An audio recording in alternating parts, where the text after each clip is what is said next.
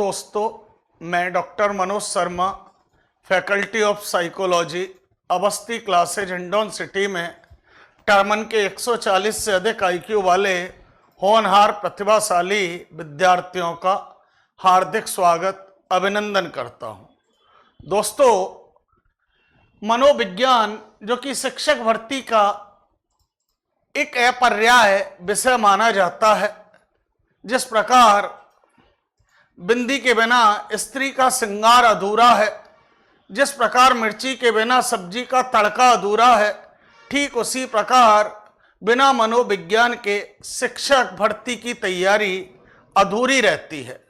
दोस्तों, पिछले काफी समय से हम मनोविज्ञान विषय के साथ साथ शिक्षण विधियों पर निरंतर चर्चा करते रहे हैं। मनोविज्ञान के अंतर्गत 2 प्रकरण आपने पढ़े थे। सबसे पहले दोस्तों हमने सामान्य परिचय की बात की थी और उसके बाद में हमने लर्निंग, अधिगम, सीखना इस टॉपिक पर सार्थक चर्चाएं की थी। दोस्तों, अब हम बात करते हैं मनोविज्ञान में एक बहुत महत्वपूर्ण टॉपिक बाल विकास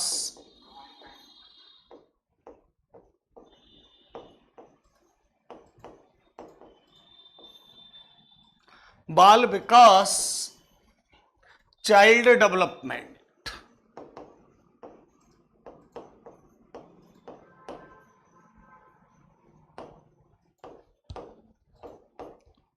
थर्ड ग्रेड में जब हम इस सिलेबस को पढ़ते हैं, रीट के संदर्भ में इस सिलेबस को पढ़ते हैं, तो नाम आता है बाल विकास। लेकिन यदि आप सेकंड ग्रेड की तैयारी करते हैं, द्वितीय श्रेणी शिक्षक भर्ती की तैयारी करते हैं, तो वहां इस टॉपिक का नाम आता है, बात एक है, वृद्धि एवं विकास।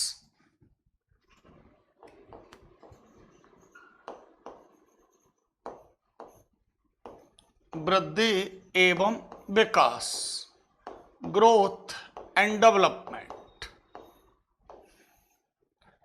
इस नाम से इस टॉपिक को जाना जाता है।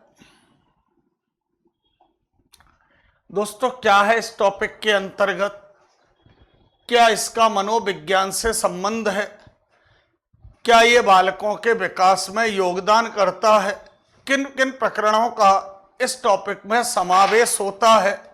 तो देखिए दोस्तों, इस टॉपिक के अंतर्गत, इस यूनिट के अंतर्गत जो टॉपिक हमको पढ़ने हैं, सबसे पहले दोस्तों हम पढ़ेंगे बाल विकास का अर्थ।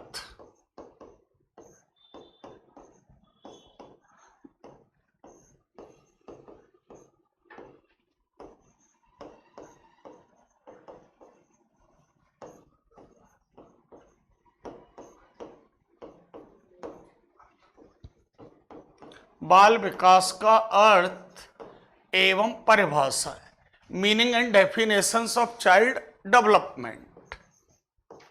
इसके बाद में हम पढ़ेंगे दोस्तों वृद्धि एवं विकास में अंतर।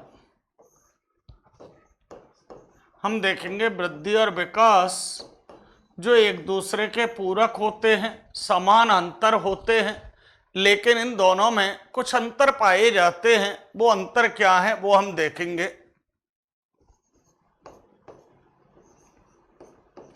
इसके बाद दोस्तों हम पढ़ेंगे बाल विकास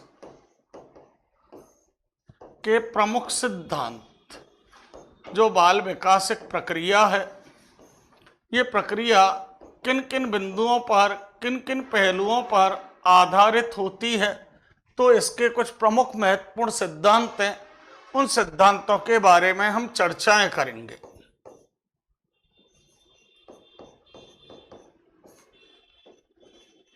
बाल विकास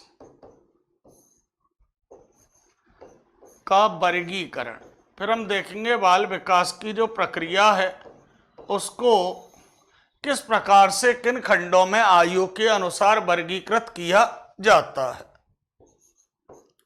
दोस्तों, फिर हम पढ़ेंगे बाल विकास के अंतर्गत शारीरिक विकास,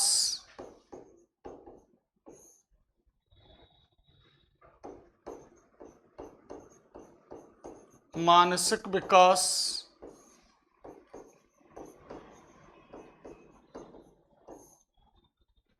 सामाजिक विकास,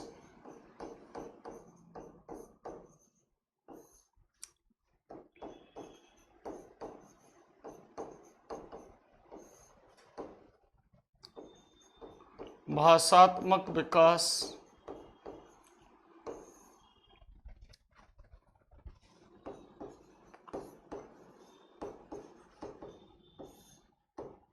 संवेगात्मक विकास, इमोशनल डेवलपमेंट,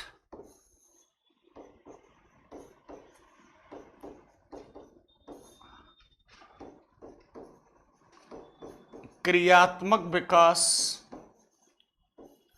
फंक्शनल डेवलपमेंट,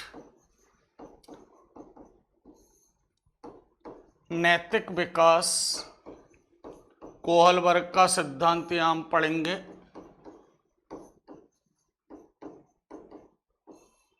एवं मनोसामाजिक विकास, एरिक्सन की थ्योरी आएगी यहाँ। तो इस प्रकार ये एक महत्वपूर्ण बिंदु है इस टॉपिक का, जब हम बाल विकास के प्रकार के अंतर्गत 8 प्रकार पढ़ेंगे। शारीरिक विकास, मानसिक विकास, सामाजिक विकास, भाषात्मक विकास, संवेगात्मक विकास, क्रियात्मक, नैतिक एवं मनोसामाजिक विकास। इसके बाद हम पढ़ेंगे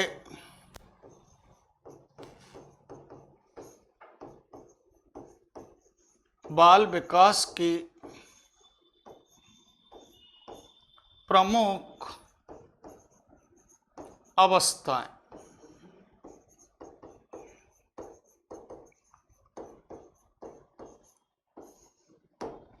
बाल विकास की प्रमुख अवस्थाएं, और इसके बाद में एक बिंदु और है जो महत्वपूर्ण है, वो हम पढ़ेंगे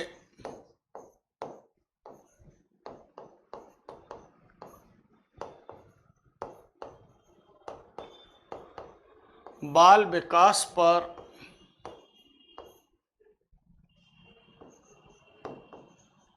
वंशानुक्रम एवं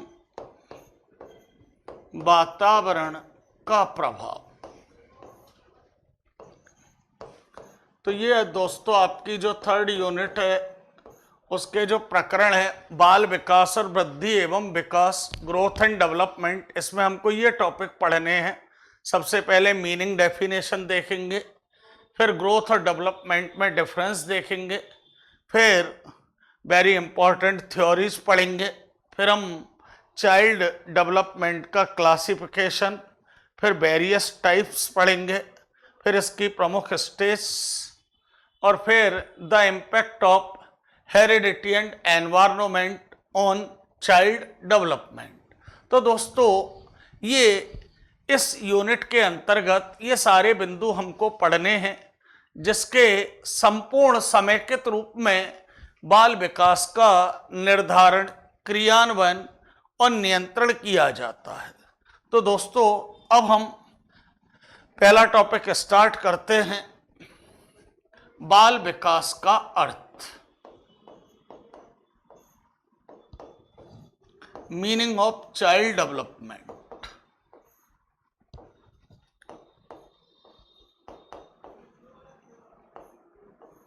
बाल विकास का अर्थ क्या होता है? बाल विकास क्या इससे आशय है? क्या इसमें सम्मानित किया जाता है? और क्या इसकी भूमिका बालकों के संदर्भ में रहती है? तो देखिए दोस्तों, बाल विकास के अर्थ को जानने के लिए आपको थोड़ा सा बेसिक पे आना पड़ेगा, क्योंकि अगर आपको इसको पर्टिकुलर वे में समझना है, विधिवत ढंग से जानना है, तो आपको बेसिक से शुरुआत करनी होगी।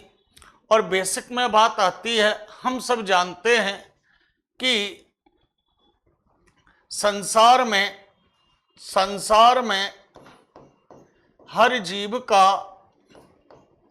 एक निश्चित प्रक्रिया के द्वारा जन्म होता है, जिसे हम जीव की उत्पत्ति कहते हैं।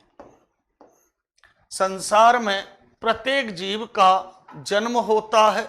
साइंस की भाषा में कहें तो ओरिजिन ऑफ लाइफ की हम बात करते हैं, जीव की उत्पत्ति की बात करते हैं। मेरा भी जन्म हुआ है, आपका जन्म हुआ है, कभी ना कहीं ना कहीं, किसी ना किसी रूप में हर व्यक्ति वस्तु का प्रारब्ध होता है, उत्पत्ति होती है, प्रारंभ होता है, जिसे हम जीव की उत्पत्ति कहते हैं। जन्म से यदि हम पूर्व की बात करें तो जन्म से पूर्व आप और हम मां की गर्भ में थे, कोख में थे, अर्थात हम उस मां के वातावरण के रहते हैं अधीन, वातावरण के रहते हैं अधीन। जैसे इस क्लास में आप मेरे अधीन हैं, आप वही सुन रहे हैं जो मैं आपको सुना रहा हूं, आप वही देख रहे हैं जो मैं आपको दिखाना चाहता हूं, आप वही नोट कर रहे हैं जो मैं आपको लिखाना चाह रहा हूं, आप वही समझ रहे हैं जो मैं आपको समझाना चाह रहा हूं, अर्थात आप सब मेरे अधीन हैं। इसी प्रकार जन्म से पूर्व वो शिशु, वो जीव, वो बच्चा मां की कोख में रहता है, गर्भ में रहता है, इसलिए मां के वातावरण के रहता है अधीन। लेकिन अब हम बात करते हैं जन्म के पश्चात। अब उस जीव का हो गया जन्म,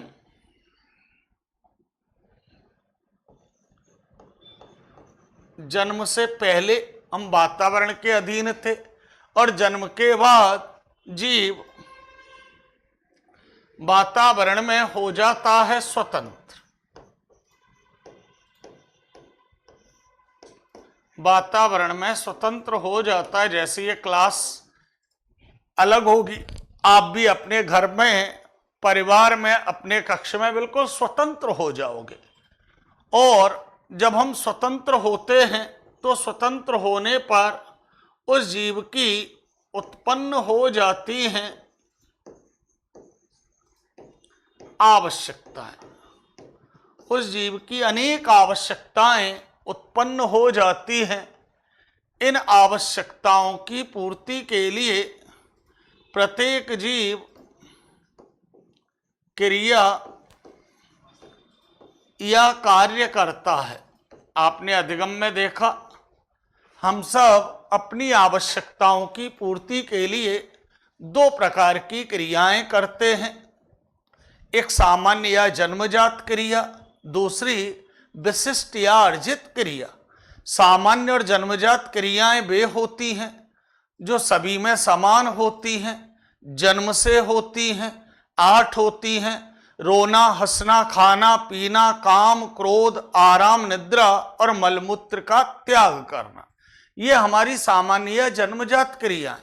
जबकि इसके अतिरिक्त सारी क्रियाएं जो सब में अलग हैं, not only quality but also quantity, जो मात्रात्मक और गुणात्मक रूप से सभी में अलग अलग है।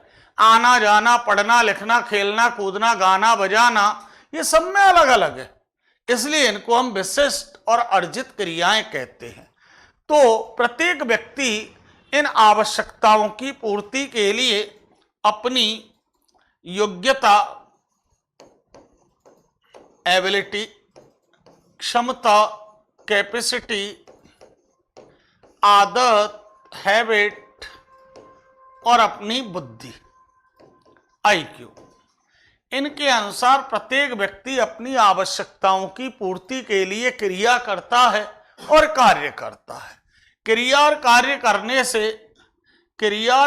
करने से दोस्तों हमको अनुभव प्राप्त होते हैं। जैसी क्रिया करते हैं वैसे हमको अनुभव प्राप्त होते हैं। जैसे आप इस समय पढ़ रहे हो, पढ़ने की क्रिया कर रहे हो तो आपको पढ़ने के अनुभव प्राप्त होंगे। अगर आप पढ़ाने की, जैसे मैं पढ़ा रहा हूं आपको दोस्तों, तो मुझे पढ़ाने के अनुभव प्राप्त हो रहे हैं। जैसी हम क्रियाएं करते हैं वैसे हमको अनुभव प्राप्त होते हैं। अब पढ़ करके 50 जगह, 2 जगह, 5 जगह सिलेक्शन तो ले सकते हो, लेकिन आप बहुत अच्छे टीचर पढ़कर नहीं बन सकते। अगर आपको बहुत अच्छे टीचर बनना है तो आपको पढ़ाने की क्रिया करनी ही होगी। इसलिए जैसी हम क्रिया करते हैं वैसे हमको अनुभव प्राप्त होते हैं। दोस्तों, आप जानते हैं अनुभवों से हमको होता है ज्ञान, और ज्ञान होने पर हम सब सीख जाते हैं। तो सीखने के लिए ज्ञान चाहिए, और ज्ञान पैसों से नहीं, ज्ञान हमेशा अनुभव से प्राप्त होता है। ज्ञान ताकत से नहीं, अनुभव अपने बुद्धि चातुर्य से, अपने परिश्रम से प्राप्त होते हैं। तो देखिए दोस्तों, सीखने के लिए ज्ञान होना आवश्यक है। ज्ञान अनुभवों से होता है, और अनुभव तब होते हैं जब हम क्रिया और कार्य करते हैं। अब देखिए दोस्तों, ध्यान से देखिए, कंक्लूजन आने वाला है, आपको सारांश ध्यान से पकड़ना है। बाल विकास का हम पढ़ रहे हैं दोस्तों। अर्थ आपने देखा, संसार के प्रत्येक जीव का जन्म या उत्पत्ति होती है। जन्म से पूर्व वातावरण के अधीन रहता है, और जन्म होने पर यह जीव वातावरण में हो जाता है स्वतंत्र, और स्वतंत्र होने पर एक संघर्ष होता है, और इस संघर्ष के कारण उत्पन्न हो जाती हैं आवश्यकताएं, और इन आवश्यकताओं की पूर्ति प्राप्ति के लिए हम सब अपनी योग्यता, क्षमता, आदत, बुद्धि के अनुसार क्रिया और कार्य करते हैं, जिससे अनुभव मिलते हैं, ज्ञान होता है, और हम सीख जाते हैं। अब देखिए दोस्तों, ध्यान से, किसी बालक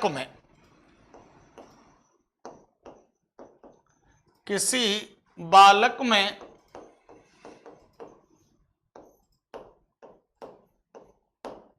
नंबर 1 अपनी क्रिया एवं अनुभवों से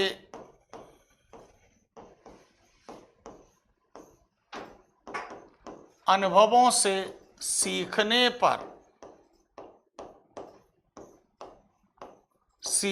पर नंबर 2 समय के अनुसार, अकॉर्डिंग टू टाइम, समय के अनुसार उसके विभिन्न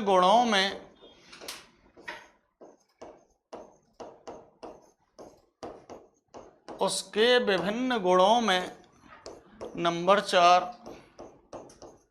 मात्रात्मक एवं गुणात्मक, क्वांटिटिव और क्वालिटेटिव, मात्रात्मक एवं गुणात्मक परिवर्तन होना बाल विकास कहलाता है। It is the meaning of child development. बाल विकास क्या है दोस्तों? 4 बातें हैं। हर बालक का बाल विकास होता है, मेरा भी हुआ है, आपका, हमारे जैसे सभी का। लेकिन होता कैसे है?